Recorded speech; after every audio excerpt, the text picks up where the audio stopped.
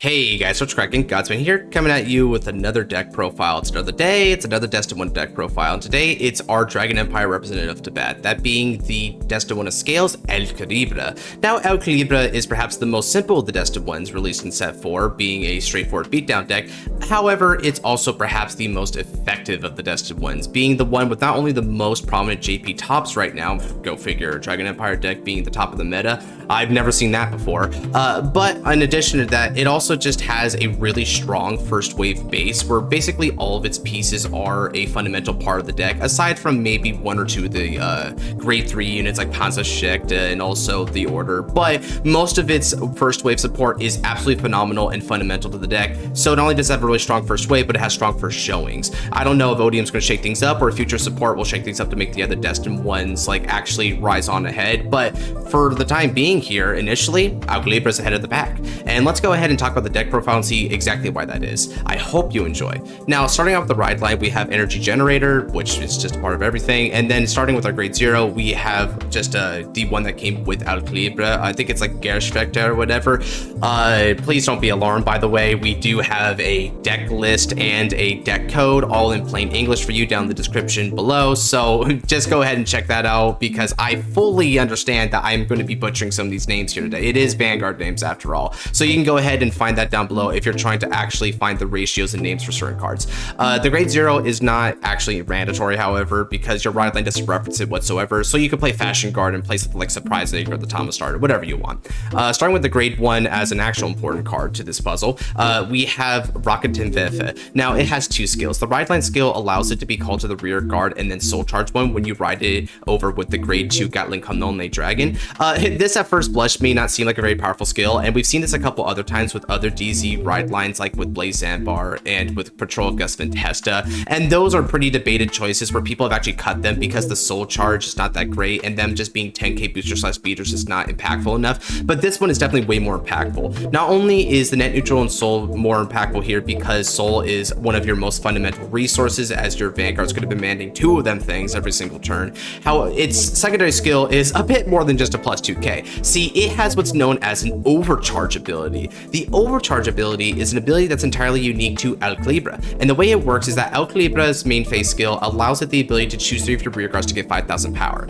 The real kicker there is that the act of him choosing those rear guards trigger the overcharge ability, where when they're chosen by the Vanguard, they get their own unique skills online. Case in point, the unique skill of Raketenwerfer allows it to get plus 10,000 power continuously when he's chosen by Aelquilibra, meaning an innocuous plus 5 to this 13k booster, right? Because 5 plus 8 is 13, has now become 23 instead of 13 because of its own 10k on top of that. And that's what I mean by this thing being an insanely strong beatdown deck, because small numbers become huge numbers in the blink of an eye, and there's no grade restriction to this. So even if your opponent's like grade 2, too bad, they're still gonna have to deal with 40 plus k columns straight to their face. So yeah, this card is pretty fundamental because it gets a huge power up, and on top of that, its status as an overcharge unit is actually super important to the deck because several of your cards will check for different overcharge units on the field to get their full value. So if you want to maximize the deck, you're going to want to run a lot of overcharge units. I fully expect there to be more overcharge units revealed for this deck in later support, by the way.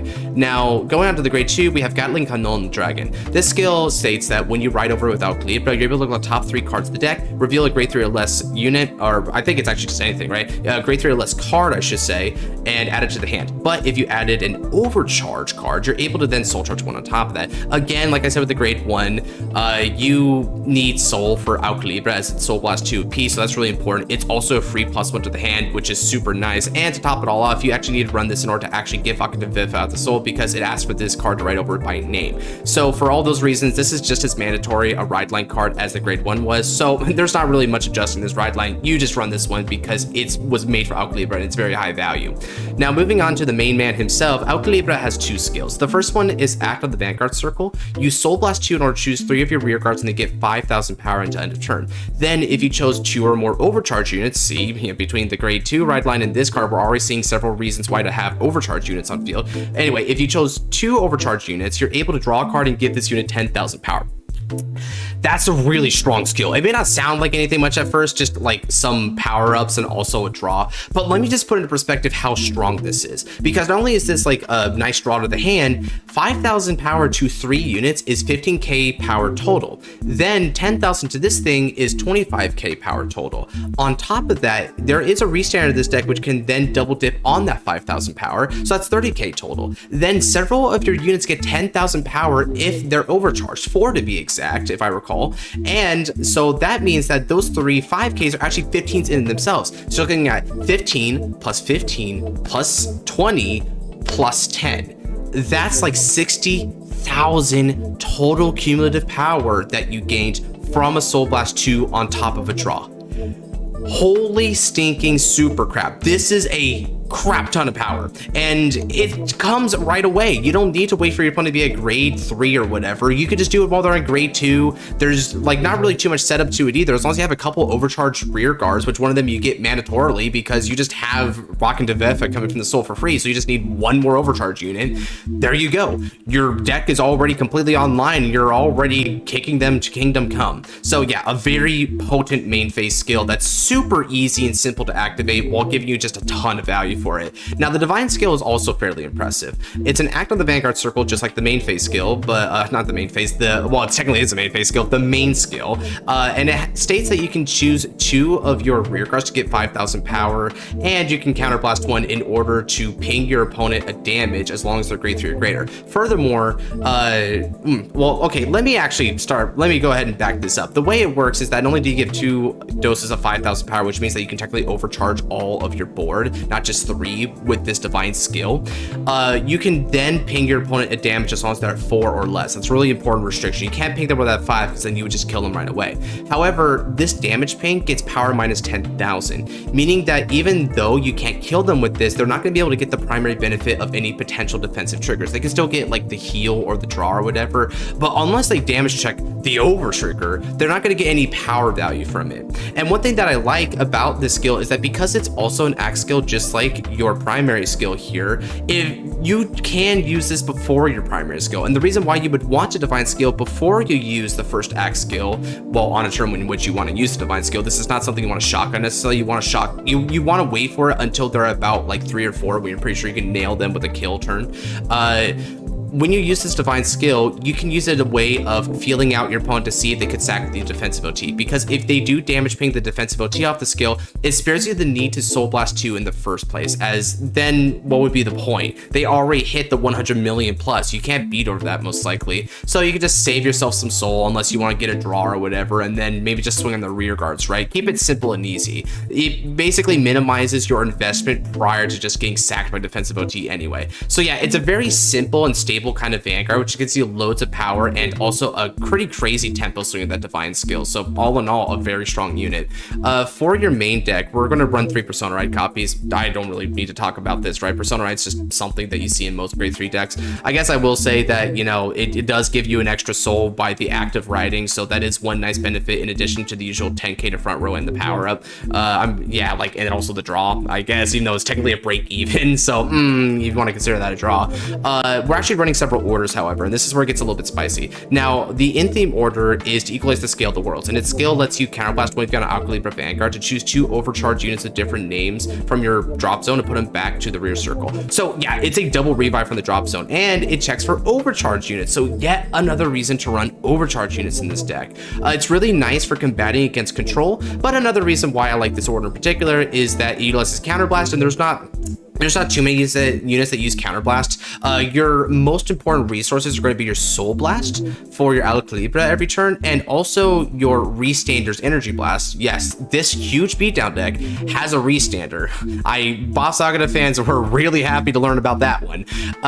Anyway, back to this order. So that means that Counterblast is a relatively easy resource for you, and you do have an in-theme countercharger to go with it, so you can definitely just fire away with this. If that weren't enough, enough, I just want to point out straight away that we don't have discard cycle cards, so we're not running Kolgaflons and we're not running Fall Hearts, so you are going to be just hard discarding pieces to the drop zone usually. This will help you recur them back, easy peasy lemon squeezy. So overall, a pretty nifty versatile card. The only time I find that it's awkward is that if you're not fighting against a control deck, you have a fully established board, but even then you can just intercept your front row and then call them back to the rear guard circle. So even in like those kind of weird scenarios, you still have a way of removing your units in a meaningful manner just to bring them back.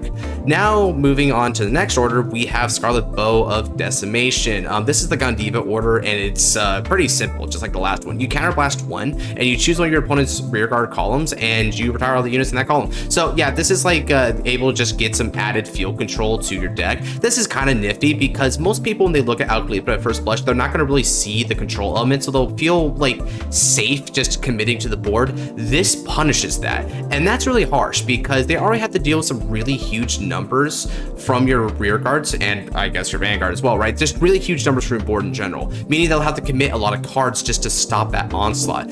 But in the process, they then are that much more reliant to keeping their board so that they won't have to use even more cards from the hand in order to sustain that board. This burns the candle on both ends, fire pun absolutely intended here, and that's why I like to run a couple copies. Of course, it's not useful in every matchup, and retires are just an X factor to the deck instead of a fundamental aspect to your game plan, so for those reasons only a couple, but even at that, it has definitely popped up, and the opponents, they don't like it when I use this order. The final order is the Regalis piece, and what a surprise, it's going to be Radiance Caliburn, because I freaking love this Regalis piece. Just to reiterate, it has two very basic skills. You either draw 2 cards when you activate it, or you can put in the soul and countercharge 1. So take your pick, either a +1 via Pot of Greed, or the ability to get an added soul and an added countercharge. Makes Counterblast even more easy, and Soul Blast easy as well. Aelquilibra using 2 at a time, this helps combat that. There's just nothing bad about this card whatsoever, and because of just that always being online element, we're going to run Radiance Caliburn.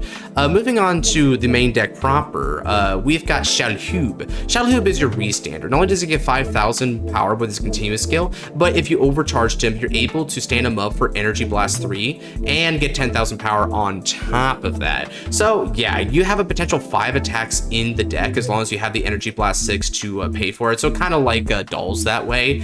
But this one's just a really huge beater. Restand, the fact that it restands, by the way, instead of just like overcalling or whatever, is super important, because that means that the dosage of power that you gave it with Aelquilibra can then be double dipped effectively. So even that like 60k estimate, yeah, this guy's pretty fundamental for that.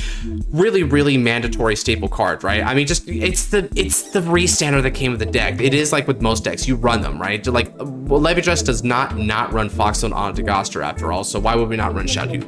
Now moving on to the final grade 2. Yeah, you did hear me right. We only run 2 grade 2s in this entire deck. We have Forward and Revoltus. Now, Forward and Revoltus lets you soul charge 1 when you place it from the hand, and then you can counterblast 1 in order to either call a grade 2 or less from the soul, or retire when your opponent's grade 2 or graders. Not only is the soul charge a free part of the skill, so it helps you with your most fundamental resource, but you can then toolbox your soul if you're doing pretty well in the soul, or retire a pesky rear guard just to really double down on that retire element that I've added to this deck. So yeah, just overall does a bit of everything that you like in this deck. Moving on to the grade 1s, your grade 1s are kind of gangbuster units, not gonna lie, so let's talk about them. We've got Adel here. Now, Adel has 2 skills that are both very good. First one is that when it's placed on the rear, if you have 2 or more overcharged units, you're able to counterblast 1 in order to not only draw, but also soul charge. It's a +1 that also helps your most fundamental resource, so yeah, definitely really useful. But it's also an overcharged unit, and its overcharged skill is, you guessed it, the ability to get 10,000 power if you chose it with Aelquilibra. So yes, yet another 23k booster. Very nice.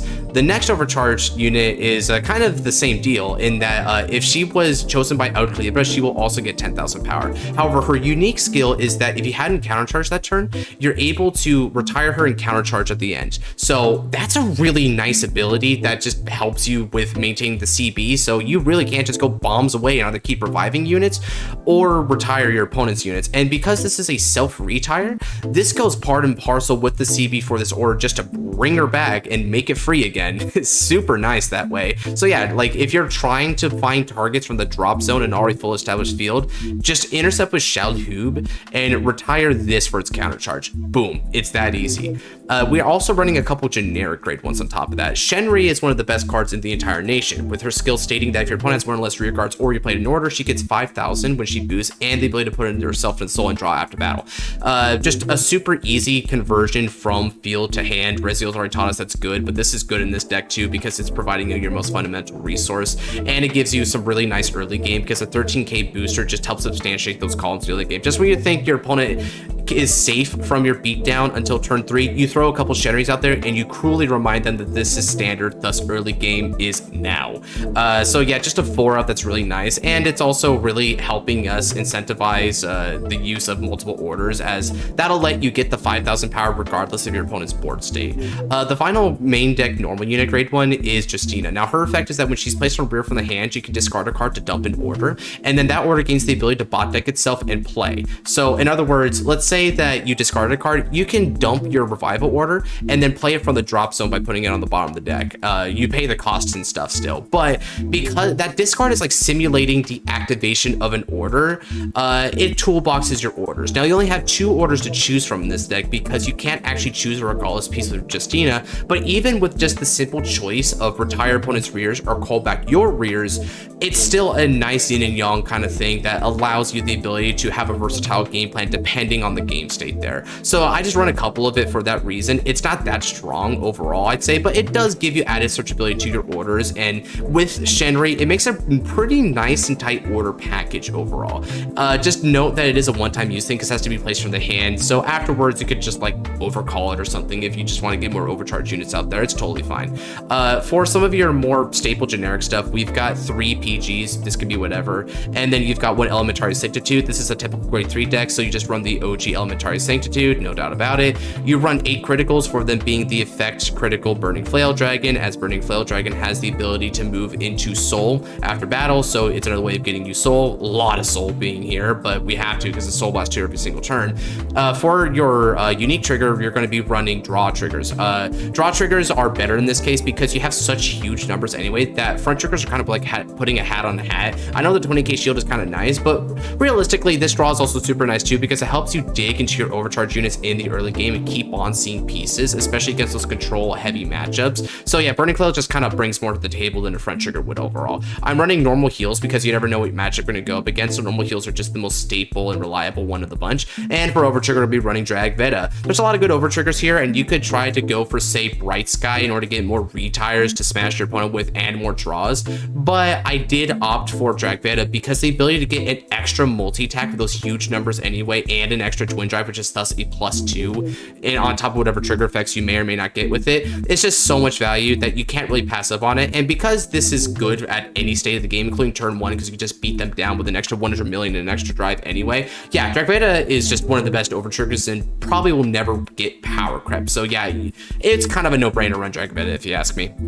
And that's the deck. Overall, a very simple and strong deck. I have no doubt that Aelquilibra will continue to see a lot of play in the future because despite it being kind of one, like some people call it a boring deck, I just think it's effective, and I think the play pattern is still fun despite that. And with more overcharge units coming in the future, I'd imagine that this could get even more toolboxes and perhaps ways to toy around with your columns. So do expect this deck to improve a fair bit in the future. Thus, it is a good investment. If you're looking to pick up set 4 and you want to try out a nice straightforward beatdown deck, this is definitely your man. So go ahead and try it out. And if you did like this deck profile, then go ahead and subscribe and turn on the notification bell for the next time I load a deck profile. Alden is going to be on the list next, followed by Odium afterwards, and she gets revealed in a couple weeks, so do stay tuned for that. And if you're looking for other kind of Vanguard content, then this is a one-stop shop for just that. We're talking anime reactions, top 10s, discussions, fight nights, the whole shebang, so check those out. And with that said, take care, God bless.